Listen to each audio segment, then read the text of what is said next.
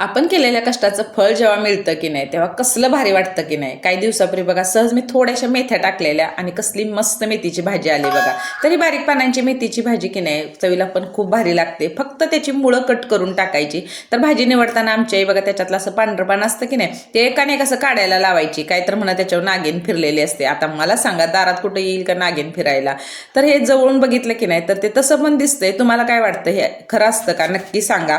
तर भाजी पहिल्यांदा बघा स्वच्छ धुवून ती चिरून घ्यायची. अगदी साध्या पद्धतीने आपल्याला भाजी करायची.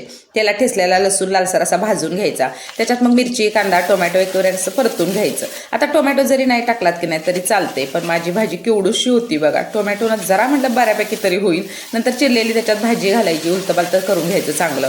भाजी शिजताना तेवढं झाकण ठेवायचं नाही. नंतर चवीपुरतं मीठ दाण्याचं कूट टाकायचं. मिक्स करायचं.